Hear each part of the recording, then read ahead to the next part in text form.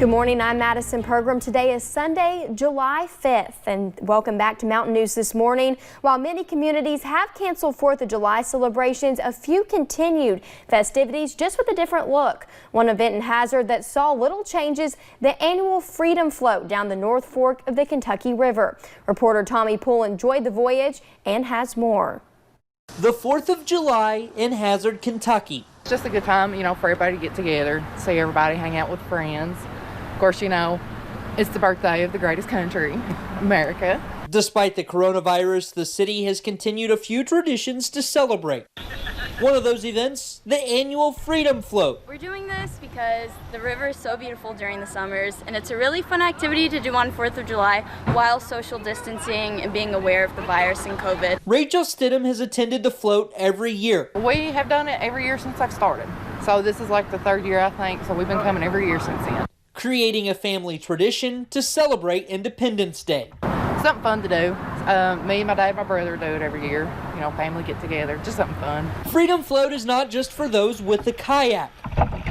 The event this year starts Perry County's Kayak Rental Service, who provided me with everything I needed. We make sure everything's there for you, and we help you get in, help you go retrieve the kayaks. We do everything. We make sure you're safe. What better way to celebrate the birthday of our nation than taking in its natural beauty?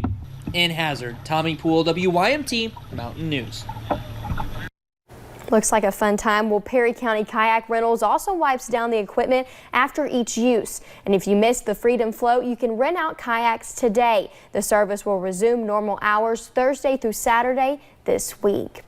And Prestonsburg's Carnival wrapped up last night, and officials say there were fewer visitors than usual. But they say the social distancing and selective rides created a situation that was much easier to navigate. Mayor Les Stapleton says he was happy with the public response to the safer guidelines in the midst of a pandemic. And Carnival goers say they enjoyed the break from the normal day-to-day.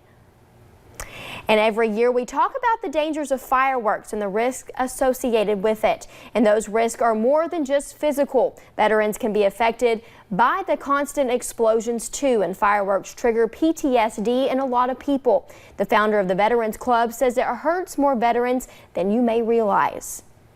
And that affects about 20% of Iraq and Afghanistan veterans who have deployed and come home, and also about 15 to 30% of Vietnam veterans who have went to Vietnam and come home. Veterans Club founder Jeremy Harrell says the club is about offering solutions and resources to veterans working their way through PTSD. And the first ever 606 hot dog eating contest kicked off last night at the Mountain Pass Dairy Bar in Knott County. WYMT's Dakota Makris was there and has more from organizers and competitors. 5, 4, 3, 2, 1, go! A friendly 4th of July competition. Hot dogs ready on plates given to each competitor. I've just always loved the 606 area. I plan to live the rest of my life trying to make positive impacts on this area. That was Jordan Hughes, who posted on Twitter about having a hot dog eating contest. On my way over here, when I was about to pull in, I got super nervous because I thought maybe where it's the first one, nobody will show up. With help from employees at Mountain Pass Dairy Bar, his idea came to life. We wasn't having anything going on at the 4th. So I messaged him and I was like, hey, maybe my bosses would be interested in hosting it if you are serious. Contest winner Caleb Eastep received $100 in cash and a $100 gift certificate to Lewis Tattoo in Hazard. I get a tattoo, you know how I'll go. I'm gonna get Dwight Schrute tattooed on my calf next time because big office guy, you know what I'm saying? Eating at least 14 hot dogs, well, that was a cakewalk. I eat a lot, so it was just like another day for me. 14 and a half hot dogs is just every day. Hoping to continue this new tradition next year. In Knott County, Dakota Makris, WYMT Mountain News. Now, the dairy bar prepared more than 200 hot dogs. Well, let's check in with meteorologist Brooke Marshall for a look at your forecast this morning. Brooke. Thanks, Madison. Well, conditions are just getting better and better as the morning goes on. A little bit earlier today, just about a half hour ago actually, this picture behind me was covered in fog. You couldn't even really see the sky, but now looking at our downtown Whitesburg camera, you can see plenty of that sky now. That fog has lifted and we're seeing nice sunny conditions here in the mountains. So definitely some beautiful conditions here and dry conditions as well, and we'll continue to see those as we go throughout the morning hours today. So overall, looking like a pretty good morning ahead. Temperatures also on the more comfortable side. We're seeing temperatures in those lower 70s right now. Some of us just trying to peak into those mid 70s. You can see Jackson at 73, same with Monticello. Moorhead actually at 75 already, so they're a little bit warmer up there, but overall we are going to get very warm today. We'll be seeing temperatures getting into those upper 80s to lower 90s for daytime highs, and we're also going to be seeing some scattered showers coming back in as we head into those afternoon hours. So hopefully if you see one of those, maybe it'll cool you off just a little bit. Madison? Thank you, Brooke. Well, the tradition is for newly elected officials and naturalized immigrant citizens to read the Declaration. The Declaration of Independence was signed 244 years ago yesterday.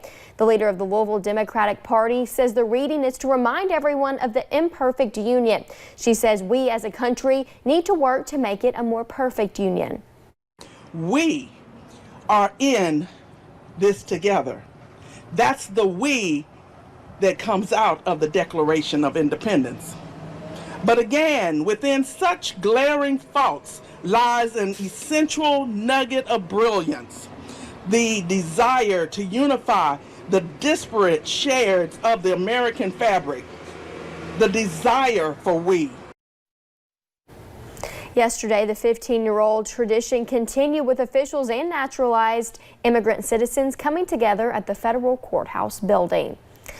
And 4th of July normally consists of hot dogs and fireworks, but what about some baseball? Well, Hazard Perry County Little League had their opening day yesterday morning, hitting things off with the national anthem, an honorary pitch thrown out by Mayor Happy Mobbellini and Judge Executive Scott Alexander. The president of the Little League says it would not be the 4th of July without some baseball. You know, tonight, it'll be a big day for the kids. They'll come here, they'll play. Most of the kids will stay here all day, on and off, because they may play the first game, but their brother or sister don't play until later in the afternoon. So most people will be here all day, and then tonight they'll go watch the fireworks. So it's America, it's the 4th of July, it's baseball, our pastime, so how can it be any better than this, right?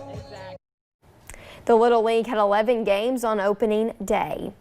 And the Scott County Sheriff's Office is asking for help finding 2 teenage boys. It's been 4 days since 14-year-olds Brody Black and Nicholas Pettit were last seen. WKYT's Olivia Russell talked to the mother of one of the teens and shares her emotional plea. You just need to stop, and you need to come home, and it'll be okay. We'll work it out. Cassie Black is begging for her teenage son Brody to come home safely. He and his friend Nicholas Pettit were last seen in Scott County on Wednesday.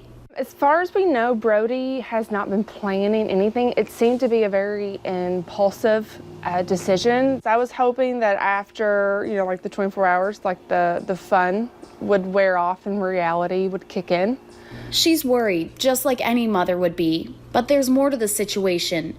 Cassie says Brody has been struggling with mental health lately. In addition to that, she's concerned about his physical safety, as the 2 14-year-olds took off with no phones or money and stole a family member's car. Because not only is he putting himself endangered, he is endangering anyone that they come in contact with.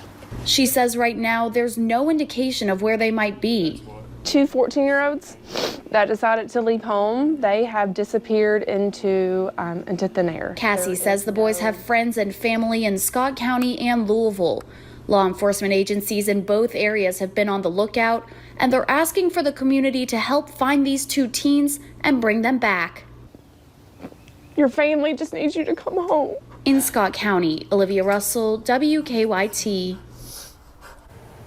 The Black family is offering a $2,500 reward for Brody's return. And coming up on Mountain News this morning, one well-known musician is not happy with the use of his music at a recent political event why Neil Young is speaking out. And all eyes are on the rain chances this afternoon. I'll be providing more details on that next.